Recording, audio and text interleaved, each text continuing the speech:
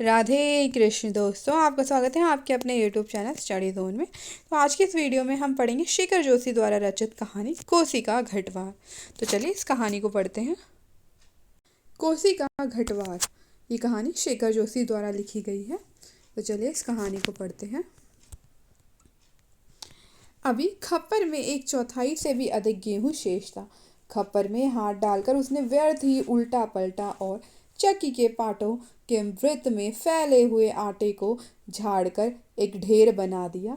बाहर आते आते उसने फिर एक बार और खप्पर में झांक कर देखा, जैसे यह जानने के लिए कि इतनी देर में कितनी पिसाई हो चुकी है, परंतु अंदर की मिकदार में कोई विशेष अंतर नहीं आया था। खस खस की ध्वनि के साथ अत्यंत धीमी गति से ऊपर का पार्ट चल रहा था। यह घट का प्रवेश द्वार बहुत कम ऊंचा था। खूब नीचे तक झुककर वह बाहर निकला। सर के बालों और बाहों पर आटे की एक हल्की सफेद परत बैठ गई थी। खंबे का सहारा लेकर वह बुदबुदाया, जा साला, सुबह से अब तक 10 पंसेरी भी नहीं हुआ। सूरज कहाँ का कहाँ चला गया है। कैसी अनहोनी बात अनहोनी तो है। जेठ बीत रहा है, आकाश में कहीं बादलों का नाम निशान ही नहीं। अन्य वर्षों अब तक लोगों की धान रोपाई पूरी हो जाती थी, पर इस साल नदी नाले सब सूख पड़े हैं। खेतों की सिंचाई तो दरकिनार बीज की क्यारियां सूख जा रही हैं। छोटे नाले गूलों के किनारे के घट महीनों से बंद है। कोसी के किनारे है गुसाई का यह घट, पर इसकी भी चाल ऐसी की लद्दू घोड़े की चाल को मात देती है। चक्की के निचले खंड में छिच्चर छिच्चर की आवाज के साथ पानी को काटती हुई मथानी चल रही थी। कितनी धीमी आवाज। अच्छे खाते पीते ग्वालों के घर में दही की मथानी इससे ज्यादा शोर करती है। इसी मथानी का वह शोर होता था कि आदमी को अपनी बात नहीं सुनाई देती, और अब तो भले नदी पार कोई बोले तो बात यहाँ सुनाई दे जाए। छप छप छप पुरानी फौजी पैंट को घुटने तक मोड़कर गुसाई पानी की गूल के अंदर चलने लगा। कहीं कोई सुराख निकास हो तो बंद कर दे, एक बूंद पानी भी बाहर न जाए। बूंद बूंद की कीमत है इन दिनों। प्राय आधा फलांग चलकर वह बांध पर पहुंचा। नदी की पूरी चौड़ाई को घेरकर पानी का बहाव घट की गूल की ओर मोड़ दिया गया था। किनारे की मिट्टी घास लेकर उसने बांध में एक दो स्थान पर निकास बंद किया और फिर गुल के किनारे किनारे चलकर घट पर आ गया। अंदर जाकर उसने फिर पाटों के वृत्त में फैले हुए आटे को बुहार कर ढेरी में मिला दिया। खप्पर में अभी थोड़ा बहुत गेहूं शेष था। वह उठकर बाहर आया। दूर रास्ते पर आदमी सर पर पिसान रखे उसकी ओर जा रहा था। गुसाई ने उसकी सुविधा का ख्याल कर वहीं से आवाज दे दी, है हो, यहाँ लंबर देर में आएगा। 2 दिन का पिसान अभी जमा है, ऊपर उमेश सिंह के घट में देख लो। उस व्यक्ति ने मुड़ने से पहले एक बार और प्रयत्न किया। खूब ऊंचे स्वर में पुकार कर कहा। वह बोला, जरूरी है जी, पहले हमारा लंबर नहीं लगा दोगे? गुसाई होठों ही होठों में मुस्कुराया। साला कैसे चीखता है, जैसे घट की आवाज इतनी होगी मैं सुन ना सकूं। कुछ कम ऊंची आवाज में उसने हाथ हिलाकर उत्तर दे दिया, यहाँ जरूरी का भी बाप रखा है जी, तुम ऊपर चले जाओ। वह आदमी लौट गया। मिहल की छाप में बैठकर गुसाई ने लकड़ी के जलते कुंदे को खोदकर चिलम सुलगाई और गुड़ गुड़ करता धुआं उड़ाता रहा। खस्सर खस्सर चक्की का पाट चल रहा था। किट किट किट किट खप्पर से दाने गिरने वाली चिड़िया पाट पर टकरा रही थी। छिछर छिछर की आवाज के साथ मथानी पानी को काट रही थी और कहीं कहीं कोई आवाज नहीं। कोसी के बहाव में भी कोई ध्वनि नहीं। रेती पाथरों के बीच में टकने टकने पत्थर भी अपना सर उठाए आकाश को निहार रहे थे। दोपहरी ढलने पर भी इतनी तेज धूप, कहीं चिड़ैया भी नहीं बोलती, किसी प्राणी का प्रिय अप्रिय स्वर नहीं। सूखी नदी के किनारे बैठा गुसाई सोचने लगा, क्यों उस व्यक्ति को लौटा दिया। लौट तो वह जाता ही। घट के अंदर टच पड़े पिसान के थैलों को देखकर 2-4 क्षण की बातचीत का आसरा ही हो आता। कभी कभी गुसाई को यह अकेलापन काटने लगता है। सूखी नदी के किनारे का ही अकेलेपन नहीं, जिंदगी भर साथ देने के लिए जो अकेलापन उसके द्वार पर धरना देकर बैठ गया है, वही जिसे अपना कह सके। ऐसे किसी प्राणी का स्वर उसके लिए नहीं, पालतू कुत्ते बिल्ली का स्वर भी नहीं। क्या ठिकाना है ऐसे मालिक का जिसका घर द्वार नहीं, बीवी बच्चे नहीं, खाने पीने का ठिकाना नहीं। घुटनों तक उठी हुई पुरानी फौजी पैंट के मोड़ को गुसाई ने खोला। गुल में चलते हुए थोड़ा भाग भीग गया था, पर इस गर्मी में उसे भीगी पैंट की यह शीतलता अच्छी लगी। पैंट की सलवटों को ठीक करते करते गुसाई ने हुक्के की नली से मुंह हटाया। उसके होठों में बाएं कोने पर हल्की सी मुस्कान उभर आई। बीती बातों की याद गुसाई सोचने लगा, इसी पैंट की बदौलत यह अकेलापन उसे मिला है। नहीं, याद करने को मन नहीं करता, पुरानी बहुत पुरानी बातें वह भूल गया है, पर हवलदार साहब की पैंट की बात उसे नहीं भूलती। ऐसी ही फौजी पैंट पहनकर हवलदार धर्म सिंह आया था, लॉन्ड्री की धुली नोकदार क्रीज वाली पैंट। वैसी ही पैंट पहनने की महत्वाकांक्षा लेकर गुसाई फौज में गया था, पर फौज से लौटा तो पैंट के साथ साथ जिंदगी का अकेलापन भी उसके साथ आ गया। पैंट के साथ और भी कितनी स्मृतियां स्पंद है। उस बार की छुट्टियों की बात, कौन महीना, हाँ बैसाखी था। सर पर क्रॉस खुकरी के क्रेस्ट वाली काली किश्ती नुमा टोपी को तिरछा रखकर फौजी वर्दी पर पहली बार एनुअल लीव पर घर आया तो चीड़ वन की आग की तरह खबर इधर उधर फैल गई थी। बच्चे बूढ़े सभी उससे मिलने आए थे। चाचा का गोट एकदम भर गया था, ठसाठस। बिस्तर की नई एकदम साफ जगमग लाल नीली धारियों वाली दरी आंगन में बिछानी पड़ी थी लोगों को बिठाने के लिए। खूब याद है, आंगन का गोबर दरी में लग गया था। बच्चे बूढ़े सभी आए थे, सिर्फ चना गुड़िया हल्द्वानी के तंबाकू का लोभ ही नहीं था। कल के शर्मीले गुसाई को इस नए रूप में देखने का कौतूहल भी था, पर गुसाई की आंखें उस भीड़ में जिसे खोज रही थी वह वहां नहीं थी। नाला पार के अपने गांव से भैंस के कटिया को खोजने के बहाने दूसरे दिन लक्ष्मण आई थी, पर गुसाई उस दिन उससे मिल ना सका। गांव के छोकरे ही गुसाई की जान को बवाल हो गए थे। बूढ़े नरसिंह प्रधान उन दिनों ठीक ही कहते थे। आजकल गुसाई को देखकर सोवनिया का लड़का भी अपनी फटी घेर की टोपी को तिरछी पहनने लग गया है। दिन रात बिल्ली के बच्चों की तरह छोकरे उसके पीछे लगे रहते थे, सिगरेट बीड़ी या गपशप के लोभ में। एक दिन बड़ी मुश्किल से मौका मिला था उसे लक्ष्मण को पात पतेल के लिए जंगल जाते देखकर वह छोकरों से कांकड़ के शिकार का बहाना बनाकर अकेले जंगल को चल दिया था। गांव की सीमा से बहुत दूर काफल के पेड़ थे। नीचे गुसाई के घुटने पर सर रखकर लेटी लेटी लक्ष्मण काफल खा रही थी। पके गर्दाए गहरे लाल लाल काफल। खेल खेल में काफलों की छीना झपटी करते गुसाई ने लक्ष्मण की मुट्ठी भींच दी थी। टप टप काफलों का गाढ़ा लाल रस उसकी पैंट पर गिर गया था। लक्ष्मण ने कहा था, इसे यहीं रख जाना, मेरी पूरी वहाँ की कुर्ती इसमें से निकल आएगी। वह खिलखिलाकर अपनी बात पर स्वयं ही हंस दिया। पुरानी बात क्या कहा था गुसाई ने, याद नहीं पड़ता। तेरे लिए मखमल की कुर्ती ला दूंगा, मेरी सुबह आई है कुछ ऐसा ही। पर लक्ष्मण को मखमल की कुर्ती किसने पहनाई होगी। पहाड़ी पार के रमुबा ने जो तुरी निशान लेकर उसे ब्याहने आया था, जिसके आगे पीछे भाई बहन नहीं, माई बाप नहीं, परदेश में बंदूक की नोक पर जान रखने वाले को छोकरी कैसे दे दे हम, लक्ष्मण के बाप ने कहा था। उसका मन जानने के लिए गुसाई ने टेढ़े तिरछे बात चलवाई थी। उसी साल मंगसीर की एक ठंडी उदास शाम को गुसाई की यूनिट के सिपाही किशन सिंह ने क्वार्टर मास्टर स्टोर के सामने खड़े खड़े उससे कहा था, हमारे गांव के राम सिंह ने जिद की, तभी छुट्टियां बढ़ानी पड़ी। लस साल उसकी शादी थी। खूब अच्छी औरत मिली है यार, शक्ल सूरत भी खूब है, एकदम पटाखा, बड़ी हंसमुख है। तुमने तो देखा ही होगा, तुम्हारे गांव के नज़दीक की ही है। लक्ष्मण कुछ ऐसा ही नाम है। गुसाई को याद नहीं पड़ता कौन सा बहाना बनाकर वह किशन सिंह के पास से चला आया था। रम डे थे उस दिन। हमेशा आधा पैग लेने वाला गुसाई उस दिन पेशी करवाई थी।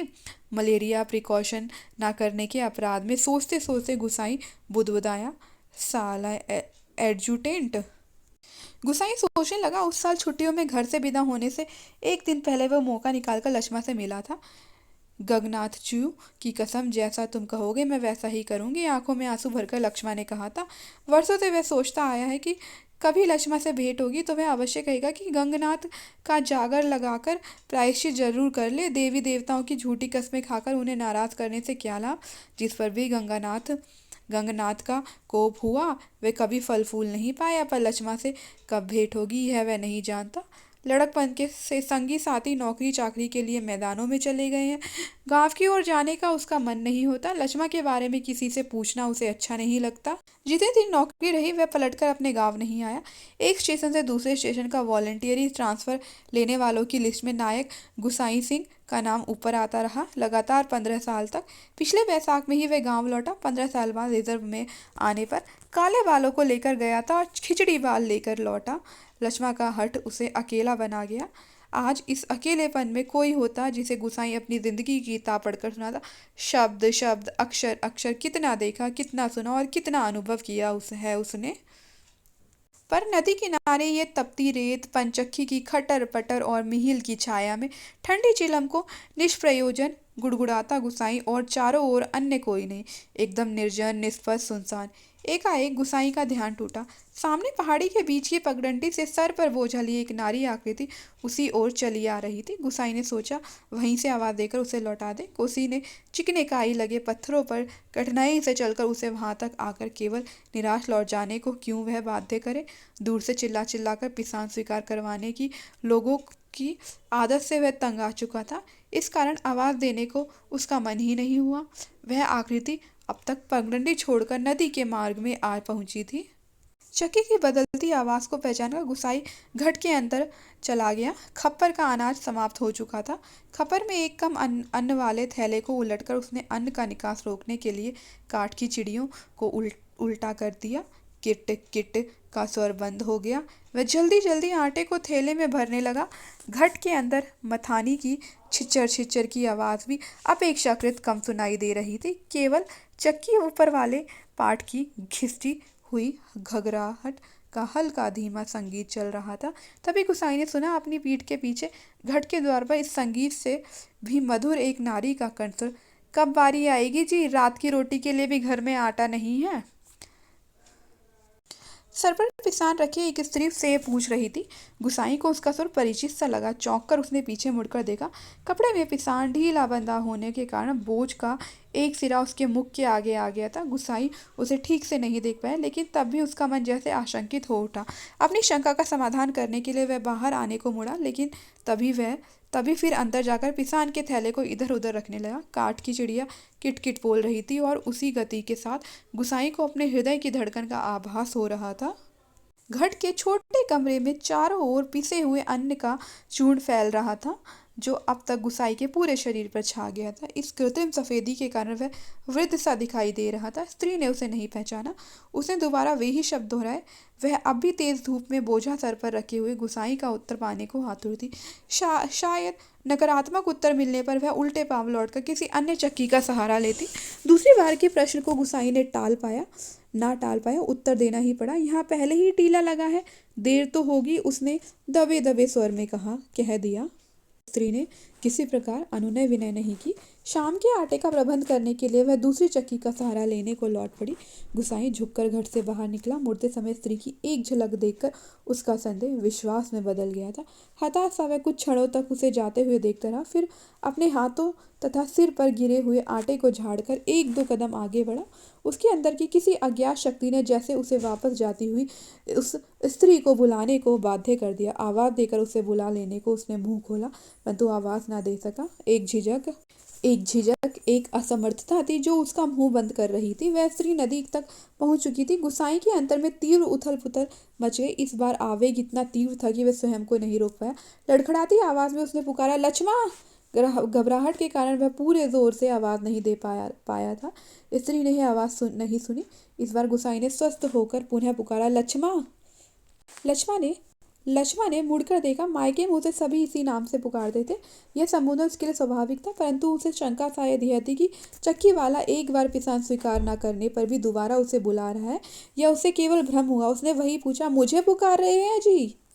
गुसाई ने संयत स्वर में कहा, हाँ, ले आ, हो जाएगा। लक्ष्मा क्षण भर रुकी और फिर घट की ओर लौट आई।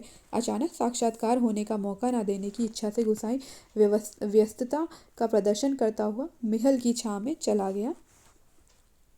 लक्ष्मा पिसान का थैला घट के अंदर रखाई। बाहर निकलकर उसने आंचल के कोर से मुंह पोंछा। तेज धूप में चलने के कारण उसका मुंह लाल हो गया था। किसी पेड़ की छाया में विश्राम करने की इच्छा से उसने इधर उधर देखा। महल के पेड़ की छाया में घट की ओर पीठ किए गुसाई बैठा हुआ था। निकट स्थान में दाड़िम के एक पेड़ की छां को छोड़कर अन्य कोई बैठने लायक स्थान नहीं था। वह उसी ओर चलने लगी। गुसाई की उदारता के कारण ऋणी सी होकर ही जैसे उसने निकट आते आते कहा, तुम्हारे बाल बच्चे जीते रहे घटवार जी, बड़ा उपकार का काम कर दिया तुमने। ऊपर के घट में भी जाने कितनी देर में लंबर मिलता। अजात संतति के प्रति दिए गए आशीर्वचनों को गुसाई ने मन ही मन विनोद के रूप में ग्रहण किया। इस कारण उसकी मानसिक उथल पुथल कुछ कम हो गई। लक्ष्मण उसकी ओर देखे। इससे पूर्व ही उसने कहा, जीते रहे तेरे बाल बच्चे। लक्ष्मण मायके कब आई? गुसाई ने अंतर में घुमड़ती आंधी को रोककर यह प्रश्न इतने संयत स्वर में किया जैसे वह भी अन्य 10 आदमियों की तरह लक्ष्मण के लिए एक साधारण व्यक्ति हो। दाड़िम की छाया में पात पतेल झाड़कर बैठते लक्ष्मण ने शंकित दृष्टि से गुसाई की ओर देखा। कोसी की सूखी धार अचानक जल प्लावित होकर बहने लगती तो भी लक्ष्मण को इतना आश्चर्य न होता जितना अपने स्थान से केवल 4 कदम की दूरी पर गुसाई को इस रूप में देखने पर हुआ। विस्मय से आंखें फाड़कर वह उसे देखे जा रही थी, जैसे अब भी उसे विश्वास न हो रहा हो कि जो व्यक्ति उसके सम्मुख बैठा है वह उसका पूर्व परिचित गुसाई ही है। तुम जाने लक्ष्मण क्या कहना चाहती थी? शेष शब्द उसके कंठ में ही रह गए। हाँ, पिछले साल पलटन से लौट आया था, वक्त काटने के लिए यह घट लगवा लिया। गुसाई ने ही पूछा, बाल बच्चे ठीक हैं? आंखें जमीन पर टिकाए गर्दन हिलाकर संकेत से ही उसने बच्चों की कुशलता की सूचना दे दी। जमीन पर गिरे एक दाड़िम के फूल को हाथों में लेकर लक्ष्मण उसकी पंखुड़ियों को एक एक कर निरुद्देश्य तोड़ने लगी और गुसाई पतली सीख लेकर आंख को कुरेदता रहा। बातों का क्रम बनाए रखने के लिए गुसाई ने पूछा, तू अभी और कितने दिन मायके ठहरने वाली है? अब लक्ष्मण के लिए अपने को रोकना असंभव हो गया। टप टप टप वह सर नीचा किए आंसू गिराने लगी। सिसकियों के साथ साथ उसके उठते गिरते कंधों को गुसाई देखता रहा। उसे यह नहीं सूझ रहा था कि वह किन शब्दों में अपनी सहानुभूति प्रकट करे। इतनी देर बाद सहसा गुसाई का ध्यान लक्ष्मण के शरीर की ओर गया। उसके गले में चरेयू यानी कि सुहाग चिन्ह नहीं था। हतप्रभ सा गुसाई उसे देखता रहा। अपनी व्यवहारिक अज्ञानता पर उसे बेहद झुंझलाहट हो रही थी। आज अचानक लक्ष्मण से भेंट हो जाने पर वह उन सब बातों को भूल गया जिन्हें वह कहना चाहता था। इन क्षणों में वह केवल मात्र श्रोता बनकर रह जाना चाहता था। गुसाई की सहानुभूति पूर्ण दृष्टि पाकर लक्ष्मण आंसू पोंछती हुई अपना दुखड़ा रोने लगी। जिसका भगवान नहीं होता उसका कोई नहीं होता। जेठ जेठानी से किसी तरह पिंड छुड़ाकर यहाँ माँ की बीमारी में आई थी, वह भी मुझे छोड़कर चली गई। अब एक अभागा मुझे रोने को रह गया, उसी के लिए जीना पड़ रहा है, नहीं तो पेट पर पत्थर बांधकर कहीं डूब मरती, जंजाल करता। यहाँ काका काकी के साथ रह रही हूँ। गुसाई ने पूछा, मुश्किल पड़ने पर कोई किसी का नहीं होता जी। बाबा की जायदाद पर उनकी आंखें लगी हैं, सोचते हैं कहीं मैं हक न जमा लूं। मैंने साफ साफ कह दिया, मुझे किसी का कुछ लेना देना नहीं। जंगलात का लीसा ढो ढोकर अपनी गुजर कर लूंगी, किसी की आंख का कांटा बनकर नहीं रहूंगी। गुसाई ने किसी प्रकार की मौखिक संवेदना नहीं प्रकट की, केवल सहानुभूतिपूर्ण दृष्टि से उसे देखता भर रहा। दाड़िम के वृक्ष से पीठ टिकाकर लक्ष्मण घुटने मोड़कर बैठी थी। गुसाई सोचने लगा, 15-16 साल किसी की जिंदगी में अंतर लाने के लिए कम नहीं होते। समय का ही अंतराल लक्ष्मण के चेहरे पर भी एक छाप छोड़ गया था, पर उसे लगा उस छाप के नीचे वह आज भी 15 वर्ष पहले की लक्ष्मण को देख रहा है। कितनी तेज धूप है इस साल? लक्ष्मण का स्वर उसके कानों में पड़ा, प्रसंग बदलने के लिए ही, जैसे लक्ष्मण ने यह बात जानबूझकर बूझकर कही हो। और अचानक उसका ध्यान उस ओर चला गया जहाँ लक्ष्मण बैठी थी। दाड़िम की फैली फैली अधढंग की डालों से छनकर धूप उसके शरीर पर पड़ रही थी। सूरज की एक पतली किरण ना जाने कब से लक्ष्मण के माथे पर गिरी हुई एक लट को सुनहरी रंगीनी में डुबा रही थी। गुसाई एकटक उसे देखता रहा।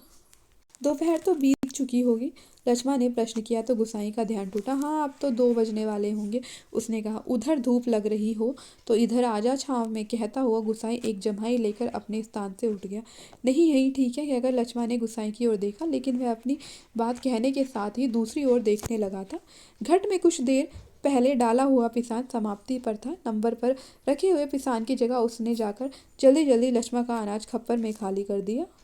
धीरे धीरे चलकर गुसाई गुल के किनारे तक गया। अपनी अंजलि से भर भर कर उसने पानी पिया और फिर पास ही एक बंजर घट के अंदर जाकर पीतल और अलमुनियम के कुछ बर्तन लेकर आग के निकट लौट आया। आसपास पड़ी हुई सूखी लकड़ियों को बटोरकर उसने आग सुलगाई और एक कालिक पुती बुटलोई में पानी भरकर जाते जाते लक्ष्मण की ओर मुँह कर गया। चाय का टाइम भी हो रहा है, पानी उबल जाए तो पत्ती डाल देना, पुड़िया में पड़ी है। लक्ष्मण ने उत्तर नहीं दिया। वह उसे नदी की ओर जाने वाली पगडंडी पर जाता हुआ देखती रही। सड़क किनारे की दुकान दूध लेकर लौटते लौटते गुसाई को काफ़ी समय लग गया था। वापस आने पर उसने देखा एक 6-7 वर्ष का बच्चा लक्ष्मा की देह से लटक सटकर बैठा हुआ है। बच्चे का परिचय देने की इच्छा से जैसे लक्ष्मा ने कहा, इस छोकरे को घड़ी भर के लिए भी चैन नहीं मिलता, जाने कैसे पूछता खोजता मेरी जान खाने को यहाँ भी पहुँच गया है। गुसाई ने लक्ष्य किया कि बच्चा बार बार उसकी दृष्टि बचाकर माँ से किसी चीज के लिए जिद कर रहा है। एक बार झुंझलाकर लक्ष्मा ने उसे झिड़क दिया, चुप रह, अभी लौट कर जाएंगे, इतनी सी देर में क्यों मरा जा रहा है। चाय के पानी में दूध डालकर गुसाई फिर उसी बंजर घट में गया। एक थाली में आटा लेकर वह गुल के किनारे बैठा बैठा उसे गूंथने लगा। मेहल के पेड़ की ओर आते समय उसने साथ में 2-1 बर्तन और ले लिए। लक्ष्मा ने बटलोई में दूध चीनी डालकर चाय तैयार कर दी थी। एक गिलास, एक अनेमल का मग और एक एल्युमिनियम के मेस्टिन में गुसाई ने चाय डालकर आपस में बांट ली और पत्थरों से बने बेढंगे चूल्हे के पास बैठकर रोटियां बनाने का उपक्रम करने लगा। हाथ का चाय का गिलास जमीन पर टिकाकर लक्ष्मा उठी। आटे की थाली में अपनी ओर खिसकाकर उसने स्वयं रोटी पका देने की इच्छा से ऐसे स्वर में प्रकट की कि गुसाई ना कह सका। वह खड़ा खड़ा उसे रोटी पकाते हुए देखता रहा। गोल गोल डिबिया सरीकी रोटियां चूल्हे में खिलने लगी। वर्षों बाद गुसाई ने ऐसी रोटियां देखी थी जो अनिश्चित आकार की फौदे लंगर की चपातियों या स्वयं उसके हाथ से बनी बेडोल रोटियों से एकदम भिन्न थी। आटे की लोई बनाते समय लक्ष्मा के छोटे छोटे हाथ बड़ी तेजी से घूम रहे थे। कलाई में पहने हुए चांदी के कड़े जब कभी आपस में टकरा जाते तो खन खन का एक अत्यंत मधुर स्वर निकलता। चक्की के पाट पर टकराने वाली काठ की चिड़ियों का स्वर कितना नीरस हो सकता है, यह गुसाई ने आज पहली बार अनुभव किया। किसी काम से वह बंजर घट की ओर गया और बड़ी देर तक खाली बर्तन डिब्बों को उठाता रखता रहा। वह लौटकर आया तो लक्ष्मा रोटी बनाकर बर्तनों को समेट चुकी थी और अब आटे में सने हाथों को धो रही थी। गुसाई ने बच्चे की ओर देखा। वह दोनों हाथों में चाय का मग थामे टकटकी लगाकर गुसाई को देखे जा रहा था। लक्ष्मा ने आग्रह के स्वर में कहा, चाय के साथ खानी हो तो खा लो, फिर ठंडी हो जाएगी। मैं तो अपने टाइम से ही खाऊंगा, यह तो बच्चे के लिए। स्पष्ट कहने में उसे झिझक महसूस हो रही थी, जैसे बच्चे के संबंध में चिंतित होने की उसकी चेष्टा अनधिकार हो। नाना जी, वह तो अभी घर से खाकर ही आ रहा है, वह रोटियां बनाकर रखाई थी। अत्यंत संकोच के साथ लक्ष्मा ने आपत्ति प्रकट कर दी। और यूं ही कहती है, कहाँ रखी थी रोटियां घर में? बच्चे ने रुआसी आवाज में वास्तविक व्यक्ति की बातें सुन रहा था और रोटियों को देखकर उसका संयम ढीला पड़ गया था। चुप! आंखें तरेर कर लक्ष्मा ने उसे डांट दिया। बच्चे के इस कथन से उसकी स्थिति हास्यास्पद हो गई थी। इस कारण लज्जा से उसका मुंह आरक्त हो उठा। बच्चा है, भूख लगाई होगी, डांटने से क्या फायदा। गुसाई ने बच्चे का पक्ष लेकर 2 रोटियां उसकी ओर बढ़ा दी, परंतु माँ की अनुमति के बिना उन्हें स्वीकारने का साहस बच्चे को नहीं हो रहा था। वह ललचाई दृष्टि से कभी रोटियों की ओर कभी माँ की ओर देख लेता। गुसाई के बार बार आग्रह करने पर भी बच्चा रोटियां लेने में संकोच करता रहा तो लक्ष्मा ने उसे झिड़क दिया, मर अब ले क्यों नहीं लेता, जहाँ जाएगा वहीं अपने लक्षण दिखाएगा। इससे पहले कि बच्चा रोना शुरू कर दे, गुसाई ने रोटियों के ऊपर एक टुकड़ा गुड़ का रखकर बच्चे के हाथों में दिया। भरी भरी आंखों से इस अनोखे मित्र को देखकर बच्चा चुपचाप रोटी खाने लगा और गुसाई कौतुकपूर्ण दृष्टि से उसके हिलते हुए ओंठों को देखता रहा। इस छोटे से प्रसंग के कारण वातावरण में एक तनाव सा आ गया था, जिसे गोसाई और लक्ष्मा दोनों ही अनुभव कर रहे थे। स्वयं भी एक रोटी को चाय में डुबोकर खाते खाते गुसाई ने जैसे इस तनाव को कम करने की कोशिश में ही मुस्कुराकर कहा, लोग ठीक कहते हैं, औरत के हाथ की बनी रोटियों में स्वाद ही दूसरा होता है। लक्ष्मा ने करुण दृष्टि से उसकी ओर देखा। गुसाई होकर खोखली हंसी हंस रहा था। कुछ साग सब्जी होती तो बेचारा एक आधी रोटी और खा लेता। गुसाई ने बच्चे की ओर देखकर अपनी व्यवस्था प्रकट की। ऐसी ही खाने पीने वाली की तकदीर लेकर पैदा हुआ होता तो मेरे भाग क्यों पड़ता। 2 दिन से घर में तेल नमक नहीं है, आज थोड़े पैसे मिले हैं, आज ले जाऊंगी कुछ सौदा। हाथ से अपनी जेब टटोलते हुए गुसाई ने संकोच स्वर में कहा, लक्ष्मा।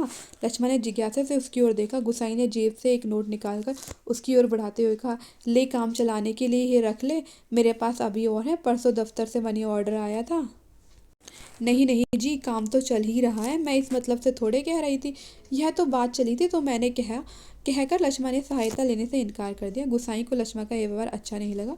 रूखी आवाज में बोला, दुख तकलीफ के वक्त ही आदमी के काम नहीं आएगा तो बेकार है। साला कितना कमाया, कितना फूका हमने इस जिंदगी में, है कोई हिसाब, पर क्या फायदा, किसी के काम नहीं आया। इसमें एहसान की क्या बात है, पैसा तो मिट्टी है साला, किसी के काम नहीं आया तो मिट्टी, एकदम मिट्टी। परंतु गुसाई के स्तर के बावजूद भी लक्ष्मा अड़ी रही। बच्चे के सर पर हाथ फेरते हुए उसने दार्शनिक गंभीरता से कहा, गंगनाथ दाहिने रहें तो भले बुरे दिन निभ ही जाते हैं जी। पेट का क्या है, घट के खप्पर की तरह जितना डालो कम हो जाए। अपने पराये प्रेम से हंस बोल दें तो वह बहुत है दिन काटने के लिए। गुसाई ने गौर से लक्ष्मा के मुख की ओर देखा। वर्षों पहले उठे हुए ज्वार और तूफान का वहाँ कोई चिन्ह शेष नहीं था। वह अब सागर जैसे सीमाओं में बंधकर शांत हो चुका था। रुपया लेने के लिए लक्ष्मा से अधिक आग्रह करने का उसका साहस नहीं हुआ, पर गहरे संतोष के कारण बुझा बुझा सा वह धीमी चाल से चलकर वहां से हट गया। सहसा उसकी चाल तेज हो गई और घट के अंदर जाकर उसने एक बार शंकित दृष्टि से बाहर की ओर देखा। लक्ष्मा उस ओर पीठ किए बैठी थी। उसने जल्दी जल्दी अपने निजी आटे के टिन से 2-2.5 सेर के करीब आटा निकालकर लक्ष्मा के आटे में मिला दिया और संतोष की एक सांस लेकर वह हाथ झाड़ता हुआ बाहर आकर बांध की ओर देखने लगा। ऊपर बांध पर किसी को घूमते हुए देखकर उसने हाँक दी। शायद खेत की सिंचाई के लिए कोई पानी तोड़ना चाहता था। बांध की ओर जाने से पहले वह एक बार लक्ष्मा के निकट गया। पिसान पिस जाने की सूचना उसे देकर वापस लौटे हुए ठिठक कर खड़ा हो गया। मन की बात कहने में जैसे उसे झिझक हो रही हो। अटक अटक कर वह बोला, लक्ष्मा। लक्ष्मा ने सिर उठाकर उसकी ओर देखा। गुसाई को चुपचाप अपनी ओर देखते हुए पाकर उसे संकोच होने लगा। वह न जाने क्यों कहना चाहता है। इस बात की आशंका से उसके मुंह का रंग अचानक फीका होने लगा। पर गुसाई ने झिझकते हुए केवल इतना ही कहा, कभी 4 पैसे जुड़ जाएं तो गंगनाथ का जागर लगाकर भूल चूक की माफ़ी मांग लेना। पूत परिवार वालों को देवी देवता के कोप से बचा रहना चाहिए। लक्ष्मा की बात सुनने के लिए वह नहीं रुका। पानी तोड़ने वाले खेतीहर से झगड़ा निपटाकर कुछ देर बाद लौटते हुए उसने देखा, सामने वाले पहाड़ की पगडंडी पर सर पर आटा लिए लक्ष्मा अपने बच्चे के साथ धीरे धीरे चली जा रही थी। वह उन्हें पहाड़ी के मोड़ तक पहुंचने तक टकटकी बांधे देखता रहा। घट के अंदर काठ की चिड़िया अब भी किटकिट आवाज कर रही थी। चक्की का आटा पाट खिस्तर खिस्तर चल रहा था और मथानी की पानी काटने की आवाज़ आ रही थी और कहीं कोई स्वर नहीं, सब सुनसान निस्तब्ध। और इसी के साथ ये कहानी यहाँ पर ख़त्म होती है। तो आपको अच्छी लगे तो लाइक करें, शेयर करें और हमारे जो है चैनल को सब्सक्राइब करें।